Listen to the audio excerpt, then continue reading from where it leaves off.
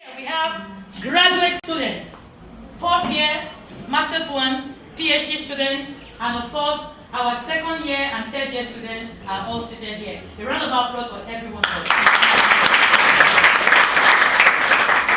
But before we continue, I think before I present a short review about this book, I would like Professor Mateteyu to say a word to us. After Professor Mateteyu, I will call on Professor Alobode to say a word. And when we will start the questions, Dr. Mbu will moderate. Thank you. Thank you very much, Professor Sarah. And I'm very, very pleased to be here again. I'm very, very moved to be seated, near my former lecturer, who in 1976,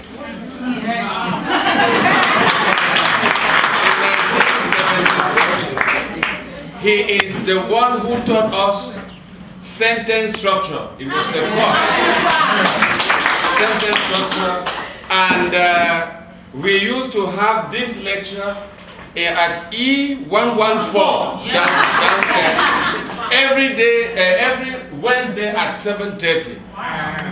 And I'm very, very moved because when they say today he is retired, I'm very, very pleased that he is very healthy, he is intellectually wealthy, and he is a producer of many, many, many intellectual ingredients which have nourished African literature here and abroad. Wow. I'm very pleased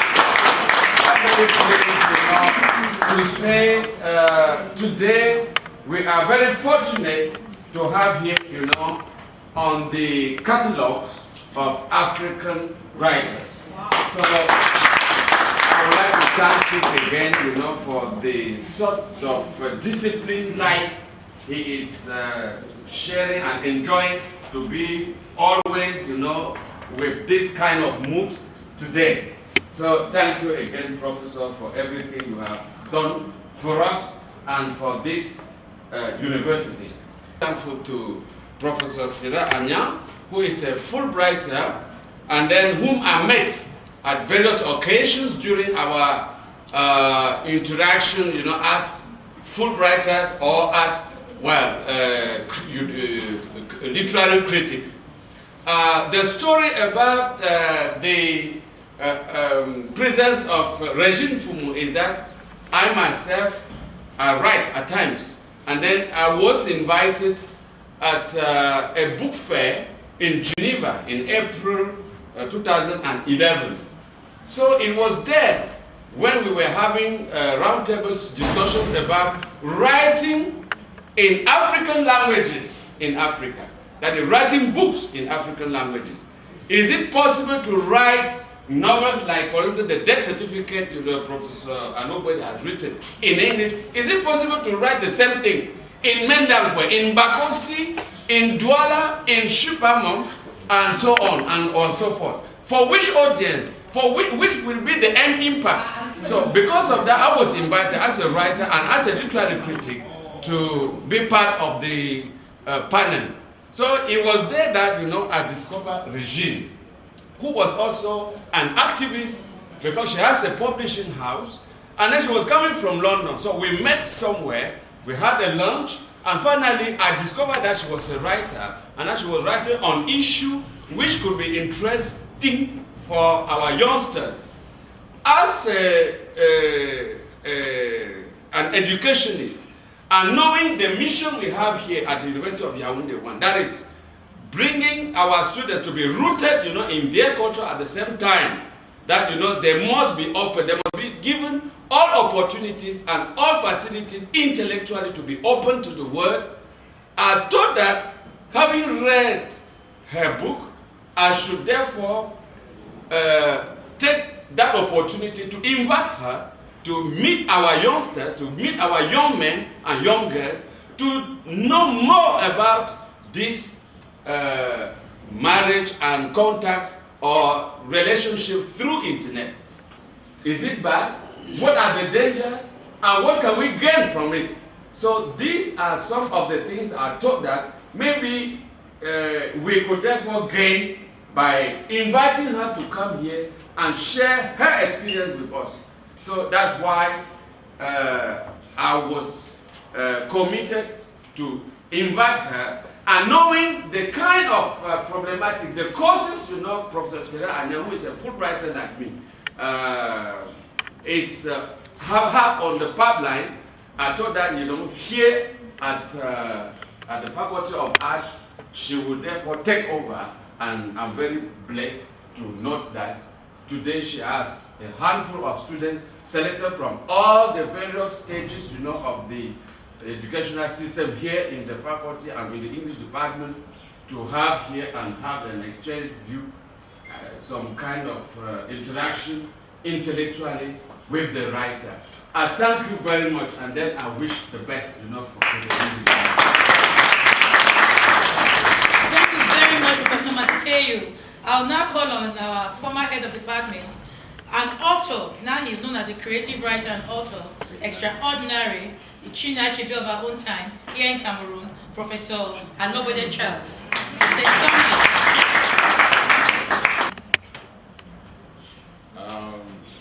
Ladies and gentlemen, I am like the horn of the snail, very sensitive to praise. When you touch down on the snail, it goes right back. I feel really spoiled this afternoon by the praises my colleague has poured on me. I wish I were what he has said. One of the things of human life is, according to the Bakosi proverb, as the old age, the young must sprout. If you have a society that the young do not sprout, first condemn yourself for not making it possible for that society to grow, and then you can hang your head in shame. He said that I taught them, and really I taught them, and I'm very proud of him and all of them and all of you, and I wish that I were what he has said. Creative writing is something that you have to learn, and it's something that you may not learn, because at times you just have to put the skills into an already seated gift in you. If you are writing and you do not know what a paragraph is all about, you may not write well. But if you are taught about paragraphing, then you find that you assemble your ideas into paragraphs, and then you'll be a better writer. So creative writing is a very important lesson in this school. And as you said, I've been engaged in creative writing for a long time. The books that Sarah says I've written within a short time were written long ago. I hadn't the opportunity, I hadn't the means, and so I dumped them. And I lost so many to rats and cockroaches. And the worst thing for a civil servant is moving from house to house.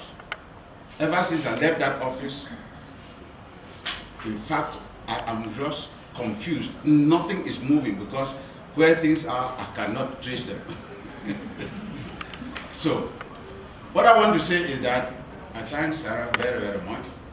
I thank Professor Matthew for this outing to bring scholars from outside to come and talk to us.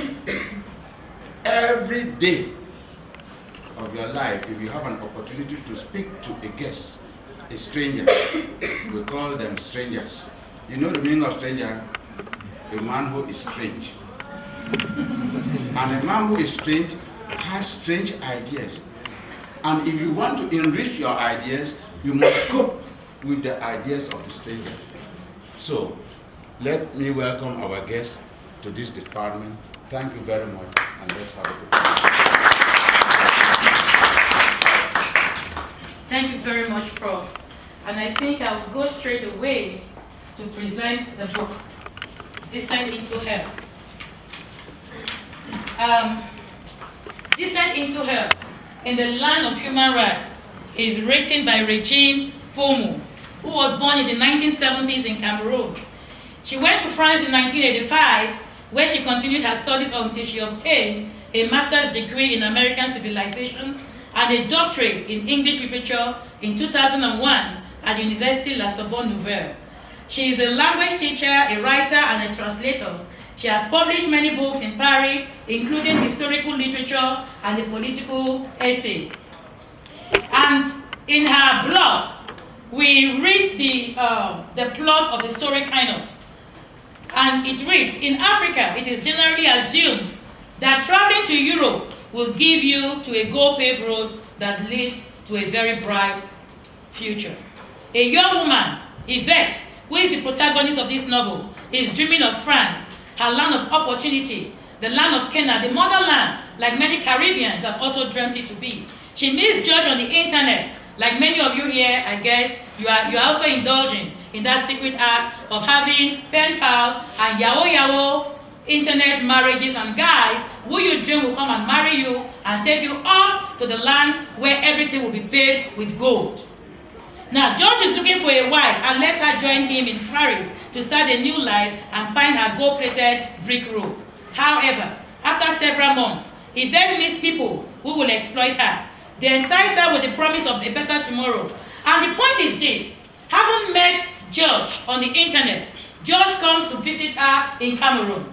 Her parents are also in this market, in this confusion of exploitation, because they see their daughter as a pedestal, as a springboard that will usher them into a very bright future. So when George comes to visit, they whitewash their house and gives him a very wonderful reception. Now, awakening. What I call awakening in this novel. There are many awakenings in this novel.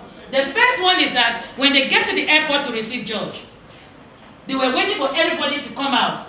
Yvette does not have the real picture of the guy she has fallen supposedly in love with.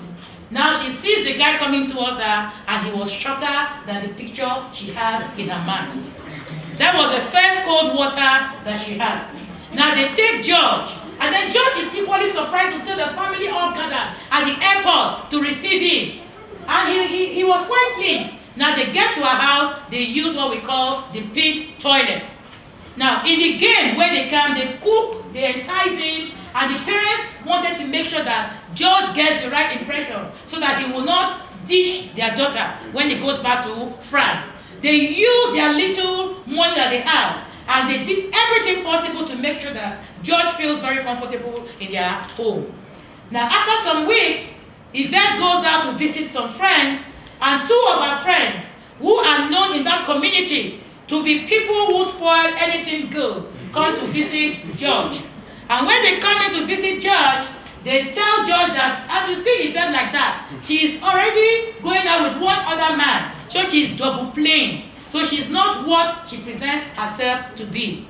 Yvette comes back and meets a sober George, who no longer is enticed by her identity. And they had a confrontation where he accuses her of double dealing. And Yvette said, yes, I used to date this guy, but the moment you got serious with me, I stopped dating this guy. But it was like throwing cold water, and there was nothing again that could be done. And it is in this hostile situation that George leaves and goes back to France. For 3 weeks, he didn't write to Yvette, and Yvette keeps on writing, but she does not get any response. And after about 3 months, George writes a letter to her, to her parents, not actually to her, thanking them for the warm reception he feels. And after he left for France, he got nostalgic feeling because He had never been received anywhere the way he was received here. And then come wedding. She goes to France with 10 clothes and 2 pairs of shoes. 8 months after, she leaves George's house with those same 10 shoes, 2 pairs of shoes in a what they call a tennis bag. She had no suitcase. She had nothing to her name. And how does she leave his house? After some time, the tension develops in the relationship because she goes to visit George's parents. And George's mother welcomes her very well, but the father ignores her. Now, after she leaves and goes back, she says that, okay, the civil hospitality she receives from George's mother can overshadow what the father presented to her. Now, after that, George comes home one day and sulks and tells her that you are too expensive for me. I spent 3,000 euros to bring you here. And since you've come here, you have not been able to do anything to help me pay back the loan I collected. And now the problem is that I'm out of my job. He goes and introduces somebody else, Jude and Jezebel. Jude and Jezebel are 2 people Yvonne gets to meet after 8 months in Paris. And Jude comes in one day to tell her that, you see, this George is a very good man. But you know, he can no longer afford you. So you have to learn how to work. And then George comes in, and then they take her away from George on visa. The visa is expired. She's scared to go out in Paris or to be with other people because she's fearing that they will deport her. Why is that scared so much in her? Because of the picture of the make-believe kind of life she has told back home. Her friends will laugh at her. She dreams of going back with suitcases with clothes, shoes. She dreams of going back with 2 cars at the port that she will take, and everybody will say, oh, she went, Yvette traveled, and she's come back, she's rich, she's this, she's that. Then all those are all lies. Now, she has to work, and in 1 week being there, she was able to have tips of 1,000 euro in 1 week. And she sends the money back home. And the mother keeps on telling her, behave nicely to George. He's a good man. Your going has kind of made us to enter into the kind of life we never dreamed we will be in. And then she cannot tell the mother the truth. And she refused to tell any other person. She refused to tell any other person the truth. So she stays in that house again for another 8 months. Until this rich man comes to sleep with her one day. His name is also called Richard. Now when you are in that house, you are not allowed to go out. They kill you. You don't have clothing to yourself. But they allowed her after 3 months to go out for 1 hour to send money to her parents and then to call her family. And that is how she goes every month once. So at 8 months, she meets Richard. Richard takes her away for 2 days after giving some money to Jezebel. Then after that, after some time, Richard comes back and takes her away because he buys her off Jezebel. That come various fantasies. So she stays in a comfortable zone, in quote, comfortable zone. But George also gives her the liberty to move out if she wants to go out. She can go out unlike when she was in Jezebel's house. But again, things turn sour after 3 months because George also brings 2 friends and invites her out that my friends wants to come and have time with you. Richard, sorry. And she goes out with Richard's friend and they have to sleep with her. What kind of a man would take you into his own house? You sleep with him for 3 months, and then he takes you to his friends, for his friends to also sleep with you and have their whims and caprices with. And she accepts it. The point is that each of these violations, Yvette accepts it because she does not have documents. Now, when she was with Jezebel, she got into drugs to make her take in the various violations, sexual violations of her body. Now, when she gets to Richard, Richard takes her to a rehabilitation center. And that is where she meets a lady called Hermine, who is a psychologist. And this woman was supposed to help her have a therapy to come out of the soft drug that she was already addicted to. But each time, Hermine tells her that you are not supposed to accept this situation. The first thing is that your parents are also in this life. But you as a person, you should fight against all this kind of subjugation that you are going through. And all what she can say is, I don't have documents. My visa expired. For 3 years, she has lived in France, and for these 3 years, she does not have any document. So Richard wanted to help her have a permit to stay. And Richard is 60 years old then. Yes, Richard is 60 years old. So now, Richard wants to help her have a permit. But in helping her to have this permit is because he wanted to disengage himself for any responsibility that he has on her, because he tells her from the very beginning that I'm not going to marry you, so don't get comfortable in this house. So now she cannot get any permit because in 3 years she has not been to the hospital. She does not have any document to prove that she has been in the country for 3 years, although her visa she got in for 3 years to get her arrested because they will not deport her since she is carrying the pregnancy. Then Richard now says, when she tells Richard that she's pregnant, of course he tells her abort. And she says she cannot abort, influenced by what Hermine tells her. Now, he becomes too cold towards her. And then later on, he says, okay, I will marry you. Hermine tells her, don't accept that marriage. Offering help to the black African, at the same time exploiting her body, like you read in Carrie Phillips' Higher Grounds. Now, she could not take the bull by the horn. She's been able to save 6,000 euros, which she sends to her parents to see that they are married, that Richard is getting married to her. She is the money she has gotten from all this sexual exploitation. And the family were there in pomp and pageantry, enjoying themselves.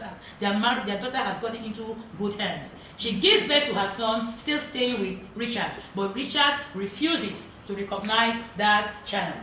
And then one day, even though she has given birth, he comes in looking very jovial and tells her to go out again with a party with his friends where they all slept with her. So she comes back, and in this novel, like you will see where I wrote the different exploitations, she comes back, and when she comes back, she said, I had to wait 4 months after the birth of her son for Richard to legally recognize him. Nothing changed at all despite his birth.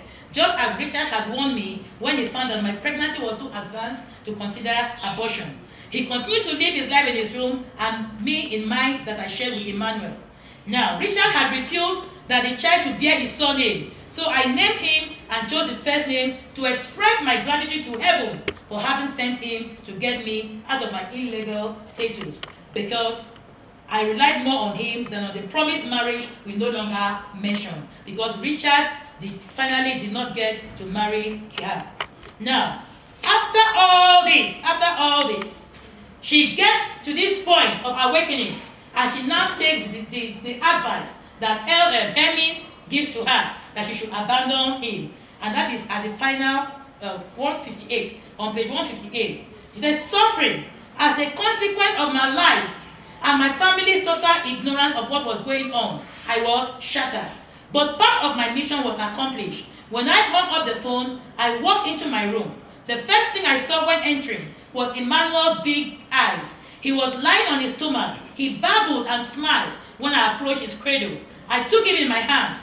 His warmth came over me. Life had given me love and light, which all of a sudden cast so much brightness on me that the sun started shining inside my heart. And it is at this point I say that the point of feminist, because for you to be a feminist, you must come to the point of consciousness.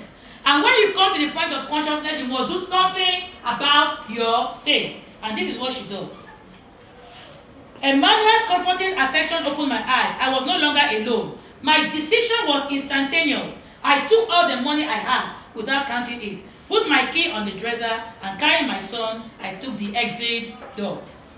All that happened long ago, very, very long ago. I never left the accommodation the social services had provided me. As for Emmanuel, he was just offered a room on campus. That means Emmanuel had grown to the point that he has gone to university. I had not thought of this story for years. That is where I see that this writing life stories is a form of catharsis to push her out of what she's gone through. But this morning I received a letter. I opened it, a tear raced down my cheek. I quickly wiped it off. After leaving Richard, driven by Hermine, I could resume my studies and got a degree. Today, I work as a consultant for a humanitarian organization. My task is not always easy, since I coach the return home of young, undocumented Africans arrested by the police. Most often refuse to leave because of shame and because their families rely on them. I know that feeling well. That is the plot of the story I'm giving you. Now, my short critique of the work. Having given you this background, this is what I have to say as a person. That the novel addresses marginalization and sexual exploitation based on what we call globalized freedom. By juxtaposing African and European love relationship via the internet, Regine Mfoumou makes a critique of the colonized culture of blame appropriated by the neo-colonialists and proposes a different perspective on internet love. Not all that glitters is gold. 3 characters, Yvette the protagonist, Jezebel the pimp, and Bridget her accomplice. Regine Mfoumou illuminates on some of the negative consequences of internet love and migration that is in vogue in the contemporary world. The lives of George and Richard espouses the context of power-based subjugation through sexual exploitation and economic dependency. It is in this wise that we come across Hermine, a psychologist who is the feminist of the novel, who tries to purge Yvette of her addict to self-drug and push her in search of self-esteem, self-dignity, and self-value. The culture of blame does not only lie on the Georges and Richards of this world, but on Yvette's and Yvette's parents herself for making themselves easy pawns. The utopic world Yvette tries to construct is brought to a slam because the credit she suffers from both Richard and George is beyond imagination. Considering the global trend today and the apparent urge for many African women to find partners to alleviate their supposed drudgery, the inevitable questions are whether internet love is really the best way to get visas. Having a white partner can alleviate situations. What is the impact of such migrations to Western land, and how does this journey affect the contemporary reality of love and human dignity? Significantly, sitting in this room and having heard of Yvette's story, how many women will shrink from internet love when supposed success stories of their friends ring and echo in their mindsets? For this reason, I advise that such relationship success story is relative. Like Michel Foucault states, our perception or knowledge of self and other, or the world itself, is therefore not so much a function of what we see or what is, as it is a fact of the way we see and what we hear. We idolize colonial societies and negate the values of our own very societies. The wise man land is not the only Canaan as we think it is, because the realities in the diaspora are totally different from what we know. That ideal society is a perverted society, and falling bush sometimes is a dangerous tip.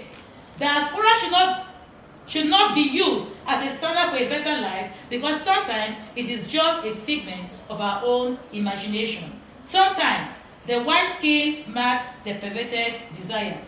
Yvette's suffering cannot be overstated. And here lies the tricks of descent into hell. Thank you. Now, we are open to questions, meeting with the author and Dr. Mbu will take over. Okay, thank you very much, Sarah. Good afternoon, ladies and gentlemen. I think it's a rare opportunity for this department to host such an important guest, and I think we are honored. And one thing that caught my attention, please, was your cover page. And maybe if we come to this, when Paul was talking, he made mention of this issue of African languages, so that it can be used in our writing. And I'm sure Zumbu should have a lot to say on that. It's an ongoing debate. I mean, if you know, Achebe has mentioned it, Bugi Wationgo is renowned for that. And I think from what he said, it's an ongoing debate. And can we write in a wing? Can we write in Mungaka? You know, because he gave me, I have a copy of a Bible in my office, which he gave me, a Mungaka Bible. I cannot read it, but I'm trying to use my own English version and then try to get some places and try to see what I can make out of it, which is a challenge. Okay, I don't know how long we're going to have for the question and answer session. How much time do we have? 30 minutes. 30 minutes. So please brief your questions, straight to the point, and then get a fair answer. And of course, the question will be directed to the author. Okay. And so maybe Professor Aku usually tells us that if you ask questions, it's always a very difficult task. And the first question is very difficult to come. So let me start with the third question. Yes. The cover page, the Eiffel Tower. You know, first, why this symbol? And secondly, the juxtaposition of color. White, I suppose it's chocolate, but I'm chocolate, right? So yeah, yes, thank you. Okay, I think I might stand up. Just because I have the first question, let me have the opportunity to thank a few people here. First, Professor Matateyu, who is really, I mean, I'm still trying to find the right words. When I find them, I'll tell him maybe, but you might not know, because what he's done by enabling me to come here today is really huge, because when you're writing, by the way, I wrote this book between 2006 and 2008, so it's not, and then I just did like Professor here, he was sleeping somewhere, and then in 2010, 11, I went back onto it and I said, I'm going to finish it, and then I published it, and by God's grace, I met this wonderful professor who has really encouraged me and had me to come here. I want to thank Dr. and Professor Sarah here as well, who has been, we've been writing emails, and I saw her enthusiasm, and it's good when you see people reading your work and being enthusiastic, not because they want to praise you, but just recognizing that you did something that is worth. And so I'm very glad for her enthusiasm. I want to also say thank you for Professor here. It's the first time I've met him, but I really want to, I'm going to talk with him a bit later. And my brother, who has been a huge support and bearing all my coming, because it's not the first time I've come here. I always go and come, and this is the first time I've come here 2 weeks. Professor, you really did something good, because I always come for 4 days. So, now, coming back to the book, what I want to say is that the cover was thought, and by the way, I'm also very happy to be here because today is the anniversary of Rama Publications, which is my publishing company, and it was opened on the 25th of January 2011, and this is the first publication for that company. So when I decided to publish this book, the title has people who have published before may know has changed, of course. It wasn't called like this. And I didn't find the title. Someone found it for me, and that person was a white person, which is strange, isn't it? It's a white person who helped me find the title after reading this and telling me, I think you should give this title because it will be more specific to what you're talking about. But I had a clear idea of what I wanted to do for the cover, because I live in London, but I lived in France for more than 20 years. So the reality is, I would say that my background is more French than English. So I really knew what was happening in France all the years that I was there. And what I wanted to show using the Eiffel Tower is the fact that the story takes place in France. And France is known to be the capital, or the country, Paris is known to be the capital in France, the country of human rights. And that's the reason why it just goes, the title goes with the Eiffel Tower there as a representation of human rights. But now, why do we have a dark side? Actually, when I had the graphics, he wanted it to be all black. I said, no. It's white against brown. Because why brown is going to make you laugh. I remember my son coming from school one day. He's now 11, I think he was 7 or 8. And then someone called him black. And he was in nursery, and someone called him black, and he came home and said, Mom, but I'm not black, I'm brown. Why do they call me black? So that's also a representation of that, and it's also something to say that we need to stop using the color has become a very big issue in terms of immigration, of course. This is something that we need to address as well. And if we stop looking at us, of course they call us black, but that's something that was given to us. But are we really black? So I'm not just playing on the colors there, it's a bit deeper than that, but I'm sure we'll talk about it a bit later. And I hope I've answered it. All right. There's a question there, another here. And, okay. Let me start from. Thank you, Prof. From the new historical perspective, how could the novel be true to the author's life and experiences? Actually, I asked this question because one woman, in attempting to expose the experiences of African women who did not live decent lives in the diaspora was actually pursued by the objects of what she was doing. So how is this novel being received by the black diaspora? I've been surprised, to be honest, because I had some people in France, because I went to the Salon du Livre de Paris, some people who bought the book to send it to Africa, to their, so the reception has been good, both from French people, or black people, and even white people, because I had the book ordered up to Australia, where I know no one, just to tell you that people are just talking about it. And what is interesting is that I had a man who is from Switzerland, whom I met at Geneva conference, book fair, sorry, and who wrote to me after reading the book and said, when I read it, I thought, white people can't be like this. And then he thought about it some time, reading again, and then he said, actually what you're saying is true, because I was thinking, no, I can't be. Maybe some white people can be like that, but me, I can't. And then he said in the end, actually you are saying the truth. That's the reason why I think today it's important to write about realities, because we can write, things that have nothing to do with the reality. But times are so hard on people that it's important to start saying what is true, so that people know where to put their foot and what to do. And the problem with the diaspora is that it's true, many people have written on immigration, the feedback that I received was that this book is a bit different, because it's the only book that doesn't accuse only white people. Because when you read it, and I think you did not really mention it, but at some point, it's a book that sends people to responsibility, sends the diaspora to responsibility, because we have a huge role in, for instance, every time someone in Africa is sending you an email or calling you, send me money. At some point, you have to stop and say, it's not like that. We need to say the truth, because sometimes we send that money, but we go through lots of things, or sometimes we go on loans, and we have to pay those loans. But if we don't start saying the truth, you know what I'm trying to say? It's important to, that's the reason why the book, I think the reception has been good so far.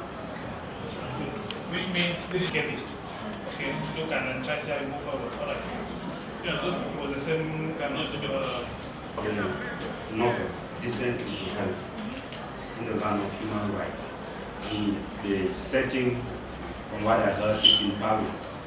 And we have heard that Paris is the capital of human rights in the world. If right in the capital of human rights, it is hell.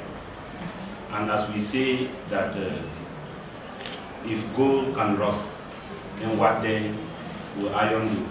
I wish to find out from you, if you present a novel in the capital of human rights with such human rights abuse, can we say, according to you, that human beings really have rights?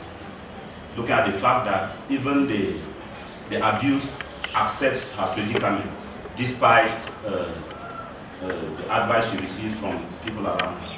Thank you. We do have rights, but the problem is that when those rights are not, when you go to many European, I'm not just talking about France at the moment, when you go to many European cities and you see the way some black people, I'm just talking about the black community at the moment as well, yeah? So when you go and you see the way we are treated, you need to stop and wonder, why is it happening? Because France, for instance, or even the UK where I live, you can live in the UK illegal for some time, but the government or the authorities know you are illegal or an illegal citizen living there. I would say citizen in a way, because they still leave you to stay there.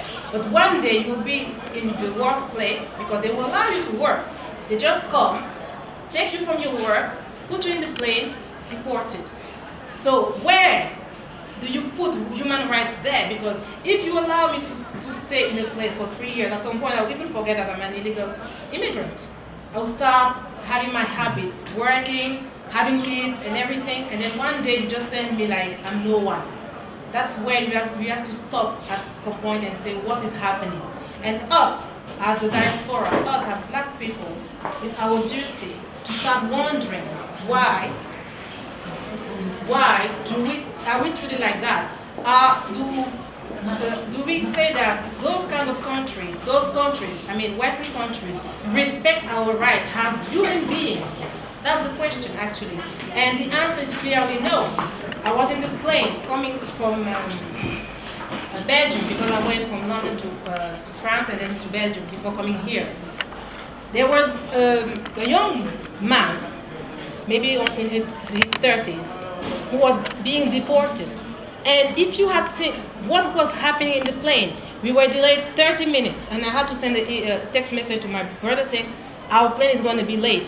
Because around him, you had 9 Belgian officers, and he was almost tied up like, I would say, I don't know. And he was screaming so loud that the plane couldn't take off. So that's what I'm saying. Are we really in the land of human rights when we are in Europe? Us, because what they did to that young man, I'm sure they're not going to deport a Polish person the same way. They're going to deport it in another way. That's what we have to stop and start thinking about now. And one thing that is also important is that in terms of immigration, it's not only African immigration that is bothering Europe or the or Western world, but why is it only the Africans who are pointed at? That's the reason why we need to stop talking about the human rights and just say, you are calling yourself a human rights country, but you may not be. And it's our duty as for us, the diaspora, who are already there, to start saying that. Okay, again, the question of responsibility. Take your responsibility in your hands and tell the girl this is what it's supposed to be, and so on. Before the next question, please, let's all recognize the entrance of Professor Anya.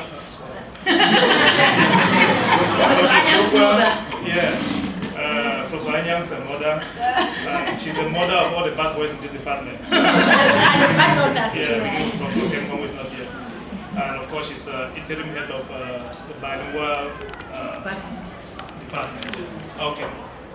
Yes, tell me. The title, Send It to Her, is like you see Yvette going, and from what we read to the book in the book, it's like seeing Yvette going down to hell. But when we read the book, the way it ends, it's like Yvette is ascending from hell. The question I have is the title not ironical to what we read from the book? And does it mean, if no, does it mean it's also good to go down to hell? That's a good one. That's a good question. But the thing is that the whole book, I mean, the ending was very abrupt, and I had to finish it in a way. And I'll tell you that everyone who wrote said we need to know what happened to her in between and what is she really doing. So I'm not planning to write a second volume of Yvette, but maybe something around, because I'm also planning to write something about men. For equality. No, okay, Descending to Hell is actually because the whole book just shows you what Europe has become. It wasn't like that before. People used to go to Europe, enjoy Europe. Okay, I had the opportunity to go there. I was a young girl. It wasn't a choice because they sent me. So, and I won't say that if I say life is not better, I would lie, of course. But what I'm trying to say is that you can't know. If I talk about myself, for instance, you wouldn't even believe some of my stories. I remember one day I went to I was looking for a job in the UK, and you know what? I had to shorten my CV. Really, I had to shorten my CV because the person was reading it and said, "Can you really tell me you have time to do all this?"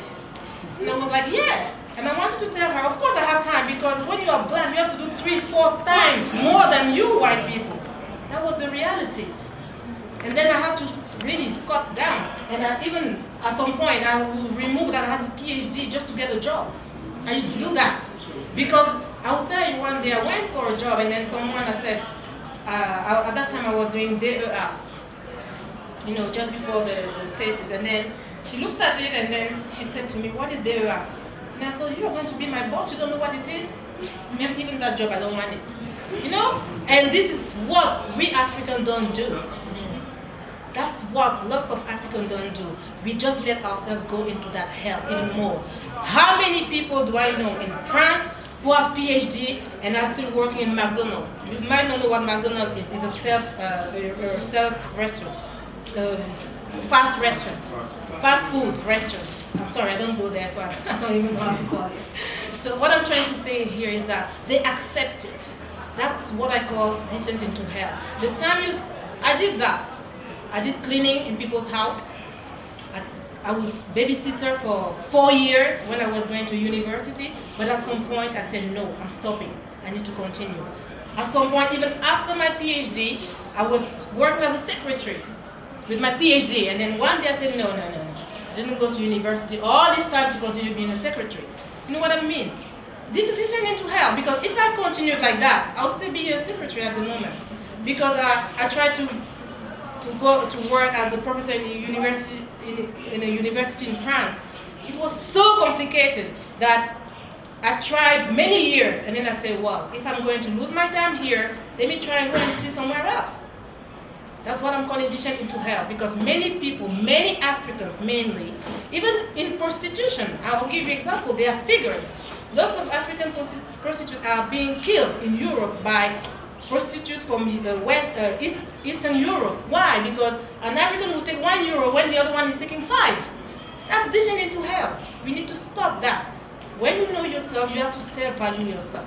And the time we get to that, then others will also value us. Yeah, which means the idea of descending to hell is the point. And of course, just to channel from there, you have classmates. I mean, I was so impressed when I went out to town one day to buy wine. And as I was passing this lady, I said, good morning, sir. I mean, good afternoon, sir. And I turned, she was our student here. And I think she's in 3rd year. And I said, this is wonderful, but don't come to me and tell me, please, I missed your test while I was working. You have to know how to merge.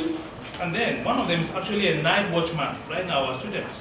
When he leaves class, he rushes there. And I said, it's good because if your brother goes to America, every day you'll be sending an email, please send me to Western Union. You don't know what your brother is doing in America. He's actually changing jobs. Okay?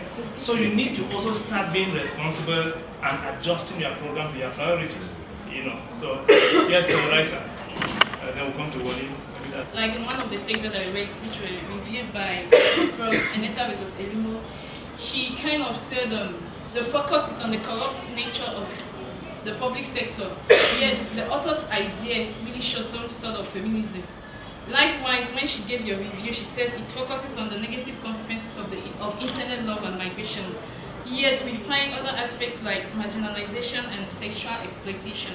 So are you trying to use this to express your feminist identities? Are you really a feminist?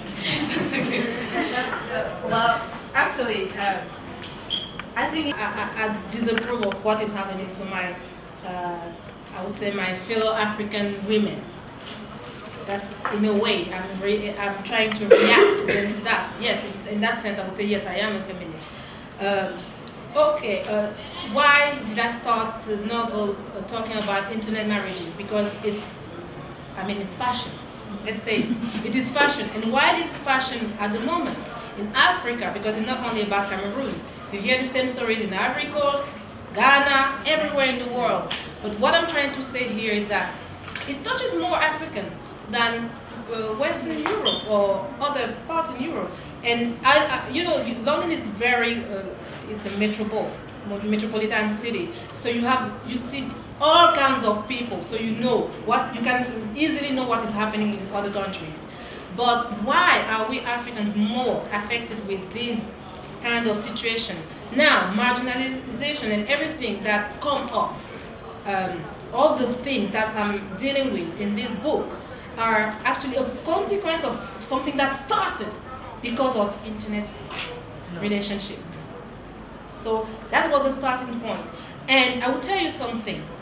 My kids are going in a school in London. The first thing that they send us as parents in schools, it's like a contract to sign and to read to our kids who are going to that school that they are not going to go on those websites, Facebook and everything.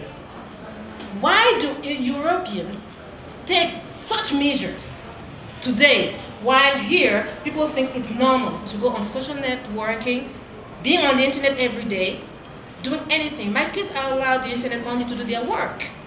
Why do we put on our computers, we have, they call it parenting control. We have it. Why? Europeans have understood that internet is dangerous. They created the internet, fine, but they also have measured the danger of it. And that's the reason why they are putting all the barriers so that young students, and I will tell you, all secondary school students don't have access. When they are at school, they can do whatever they want at home because the school cannot control them there. But at school, they can't go through social networking, there's parenting control, and they send parents letters to sign and to tell them to be aware that their kids might encounter people and everything. Why? That's the reason why I think it's important to start saying it here. If they have understood it, I mean, it's our responsibility. We know what is happening there to come and also share with you. But the novel is actually about internet. I mean, that's the starting point and the consequences of what can happen after a meeting on the internet. And the last question. Okay, thank you very much. I'm very happy to have this opportunity to talk, and I want to ask this question, which goes maybe I want to tap from your experience being out there for this long. Now, we notice that Africans, especially, have a serious problem when it comes to being out of Africa. Now, my question is, do Africans in any way, on the spot, have anything that we can blame them for, which also causes the problem of them being stigmatized that much? Do they have a hand in the responsibility of them being that much stigmatized? Yes, I think, yeah. I mean, I'm one of those person, if you read the book, you'll see that at some point, for instance, Jezebel, she's black. I didn't have, at some point, the protagonist is being, I mean, she's put in Jezebel's hand, who is coming from Africa. It was also to show you that we Africans are responsible for what is happening to us. Just like I said in a few moments ago, that at some point when you're doing some kind of job, if you know who you are, you stop doing it. You just say no, and then you move on. But now it's not only about the job. I'll give you an example. A few years back, a lady married a man in Switzerland, a white man, of course, and she also came to France to marry another one. She was living in 2 countries, and then the Swiss husband discovered and committed suicide. So he killed himself. Now, this lady is so greedy. Sorry to tell you that she was Cameroonian. She's so greedy that she's still married in France. She runs to Switzerland to go and fight for the inheritance with the kids of the husband who died. That's how she was arrested. How can we be seen after that? I mean, the problem with immigrants, I would say, African immigrants, is that first, we don't react. They can do whatever they want to us and we just take it. Which can be good sometimes, but at some point, we need to stop saying no. And I gave an example the other day at the ENS. There are immigrants from North Africa, Arabs, Algeria, you have immigrants from Asia. Why is it that it's only Africans they are showing? Is it because our color is visible? I'm sorry. Those who are coming from Asia, they are also visible because of their eyes. But why is it us? Because we normally, what I think is that we don't do the right thing. And it comes from here. Excuse me, if I have to say it. It comes from here. You take an example. When I came here like a few years ago, 2 years ago, to present the political essay I wrote, I had some journalists saying that they paid me money to write this. I said, I don't know anything about Cameroon. I wrote something that I had in my mind, and it was out of my reaction that I wanted to write something. But the only thing you think is that money. If we start thinking that money is not solving all issues, maybe we are going to move on. Because everything has to be, money is put first in Africa. That's the problem. Sometimes knowledge is better. Sometimes if you have the wisdom to do something, it's better for you to have that idea and exploit it and use it. And then now use it properly as well. Because you're going to use it and you start using other people around you.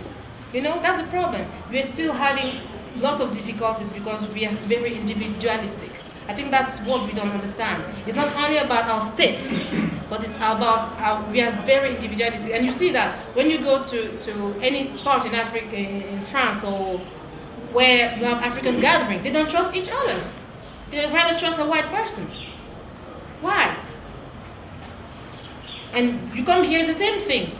If I want to give you my book to hold, I start thinking, oh my God, it's going to sell it, it's going to do it. No. That's what I'm trying to talk about. It means it's something we need to change in our mentality. It's something we need to, it's really rooted on us. Why? You see the communities. You see Indians. I live in an Indian community in London. Indian shops, only Indians. They have, it's a community. They marry in between Indians. They eat Indians. They don't eat, they even dress their own clothing, But when you come with your kaba, people started looking at you like, why is she wearing this? Why would they do that to you? And they can't tell an Indian person, oh, she's wearing a sari to work. I'm one of the teachers who was wearing my African clothing to go and teach in the UK. I didn't mind. And then at some point, my colleagues started saying, oh, it looks good. I said, yeah, of course, it's good. It was done in my country. I'm happy. Because I started doing it when I saw that some Indian lady was also coming with the sari. Why wouldn't I be proud of myself? So I think we have to start thinking of how to change that. Yeah, let me just add something there. I remember at one point I had to write to a member of parliament. I lived in Nottingham. And I was worried, and I wrote to him. And I said, I come from a Commonwealth country. And I don't see why I come from Cameroon. I don't enjoy privileges which are supposed to be mine as a Commonwealth country citizen. But I see newly created EU countries in Europe, students come from there and they have all the privileges in England.